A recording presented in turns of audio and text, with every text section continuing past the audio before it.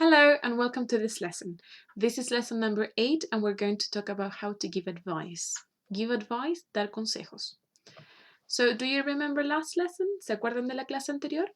Dejamos estas preguntas pendientes que tienen que ver con cómo usamos algunas estrategias para leer en inglés y también cómo se usa el pasado simple.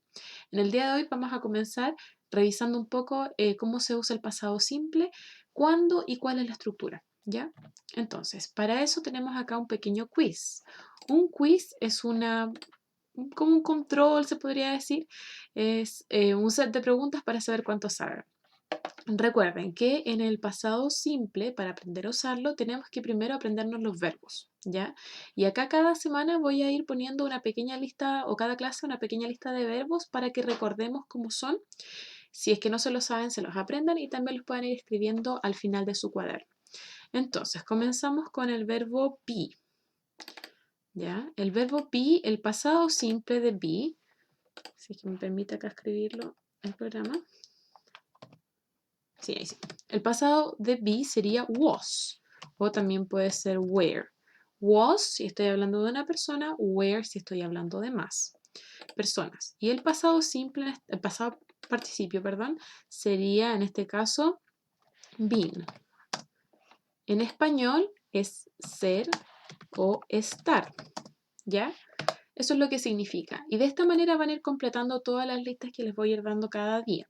Ustedes también ya tienen su lista de verbos, si no les voy a dejar un link en la descripción del video para que la puedan descargar. En el caso de become, el pasado simple es became y el pasado participio es become.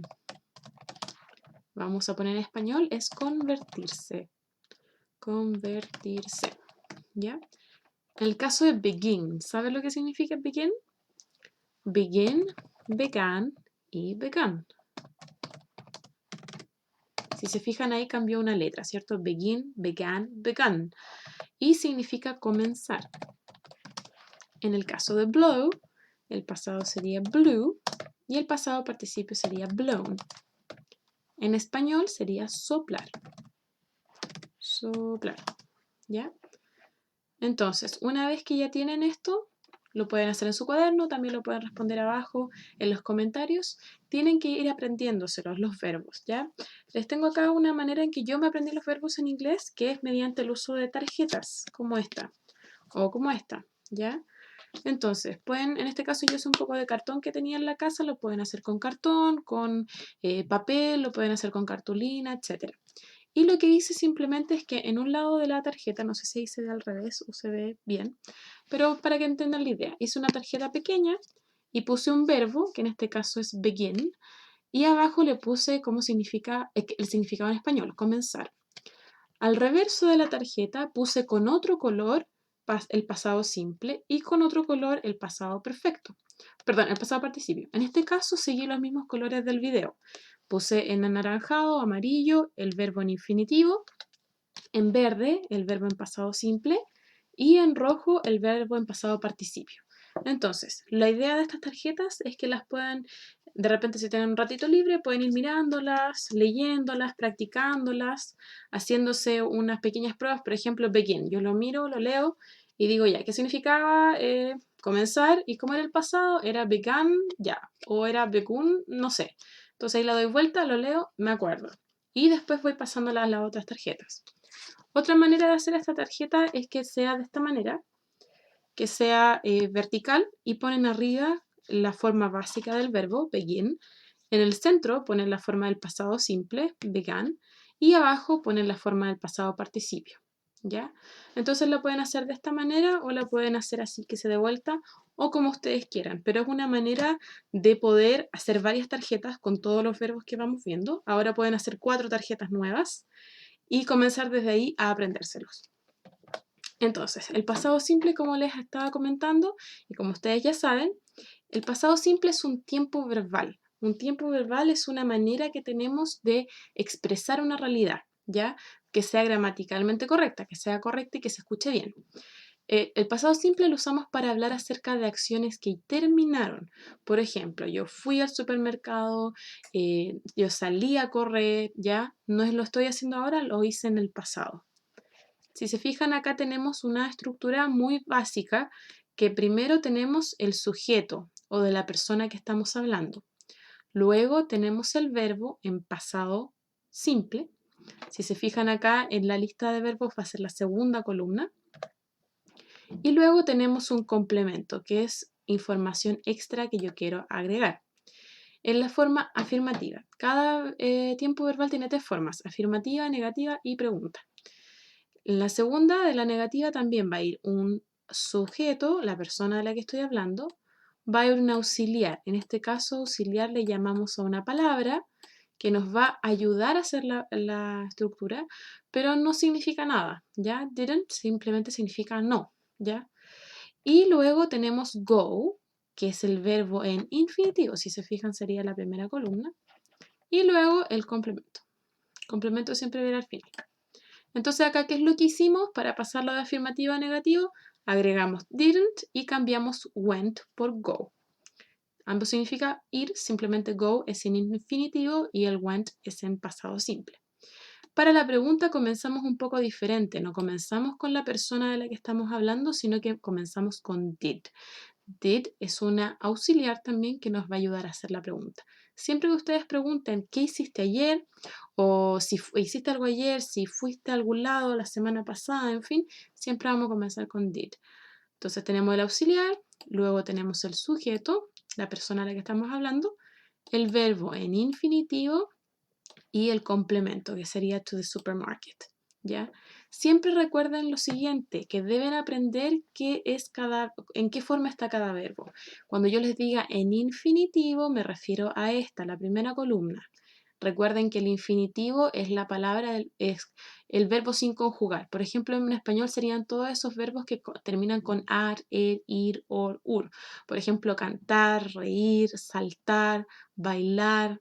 Si se fijan acá también es ser o estar, convertirse es un poco diferente, comenzar, soplar, en fin. En pasado simple, cuando les diga que el verbo está en pasado simple, está de esta forma, como la segunda columna. Y cuando les diga que el verbo tiene que estar en pasado participio, me refiero a la tercera columna. Deben aprenderse esos términos, esos conceptos, ¿ya? Para que sea un poco más fácil luego entender cómo hacer cada tiempo verbal.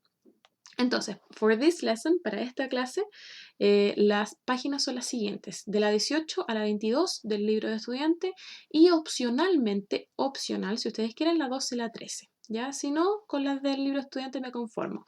18, 19, 20 y 22.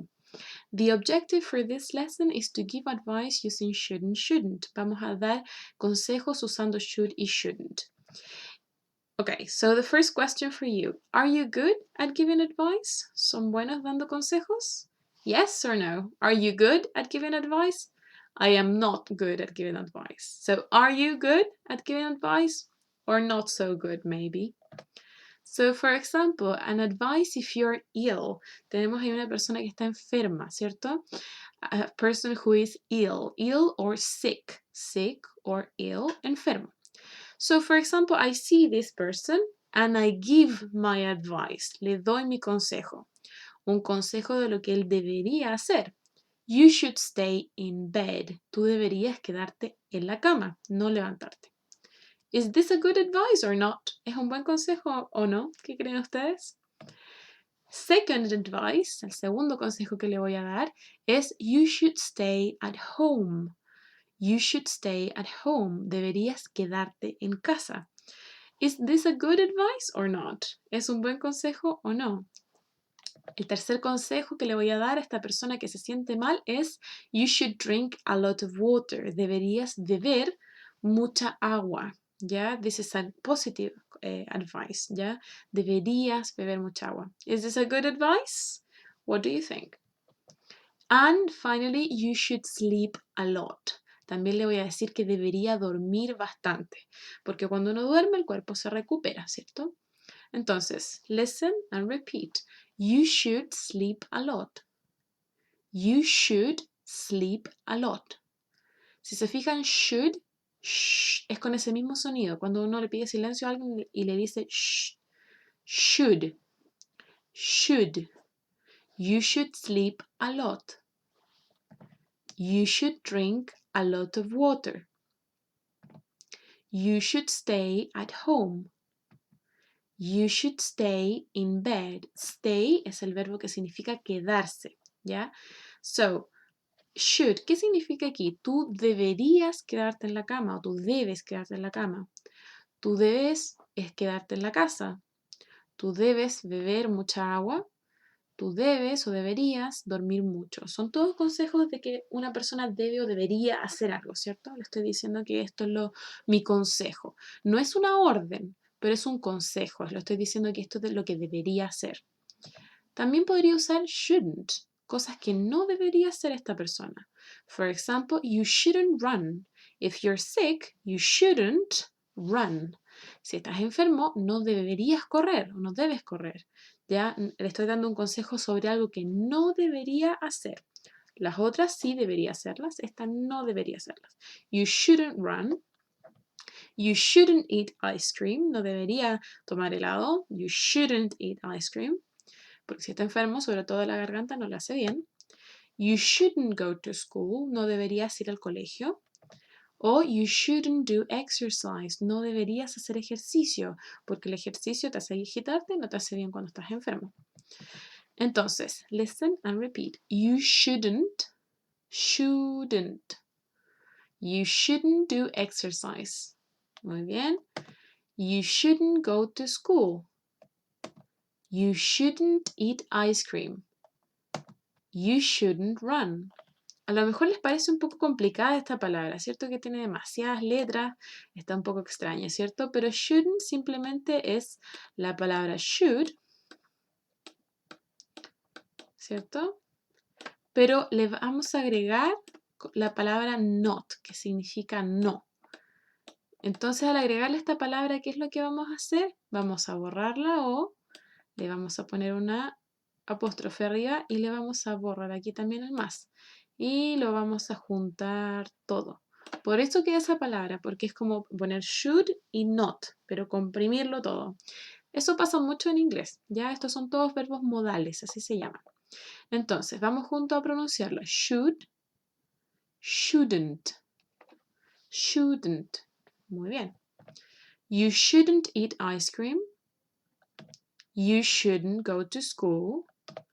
You shouldn't do exercise. Entonces, tenemos dos maneras de dar consejos. Should para cosas que deberías hacer y shouldn't para cosas que no deberías hacer. Tenemos dos ideas acá. Un problema. I have sleeping problems. Tengo problemas para dormir. Tenemos dos consejos. You should do more exercise and you shouldn't watch movies at night. Deberías hacer más ejercicio y no deberías ver películas en la noche. Dos consejos súper buenos. Uno con lo que debería hacer, should, you should do more exercise, y uno con lo que no debería hacer, you shouldn't watch movies at night. Finalmente la estructura es la siguiente. Tenemos acá el sujeto. Recuerden que el sujeto siempre es la persona de la que estamos hablando. Les voy a dejar aquí un monito para que se acuerden. Es de quién estamos hablando. Esto se llama modal porque no es el verbo principal. El verbo principal es el que lleva la acción. Por ejemplo, si yo dijera no deben o no deberían correr, el verbo principal ahí es correr. El modal tenemos dos opciones, con should, cosas que deberías hacer, o shouldn't, cosas que no deberías hacer. Y el verbo en infinitivo, ustedes ya saben que es un infinitivo. Recuerden, entonces acá tenemos you should do more exercise. Finalmente un complemento que es extra information, es información extra, para que siempre se acuerden todo lo demás que ponemos en una oración. Entonces, you should do more exercise, you shouldn't watch movies at night. Lo tenemos acá separado en la estructura. ¿Por qué es útil saber la estructura? Porque así ustedes pueden reemplazar cualquier parte. Por ejemplo, si yo dijera acá, no quiero decir que tú no deberías hacer más ejercicio, sino que quiero decir que yo debería hacer más ejercicio. Simplemente voy a cambiar aquí el you y le voy a poner I. I should do more exercise. Yo debería hacer más ejercicio. Y si quiero decir que, por ejemplo, que ella no debería ver películas en la noche, voy a cambiar aquí you y le voy a poner she. ¿Ya? Entonces ahí podemos ir cambiando cualquier parte de la oración. Por eso no es bastante útil saber la estructura. Finalmente, pueden responder a esta pregunta o sugerir soluciones o consejos para esta situación. I spend all day on social networks. You should or you shouldn't. ¿Deberías o no deberías? Pueden poner en los comentarios qué es lo que debería hacer esta persona que pasa todo el día en redes sociales. Algo que debería hacer y algo que no debería hacer. I can say you should get a hobby. You shouldn't turn on your cell phone, for example. Finalmente, preguntas para ustedes. When do we use should? When do we use shouldn't? What's the best piece of advice you have received? ¿Cuándo usamos should? ¿Cuándo usamos shouldn't? ¿Y cuál es el mejor consejo que has recibido? In my case, the best piece of advice I received was you should eat more healthy. That was the best advice. Okay, very well done, and see you next time.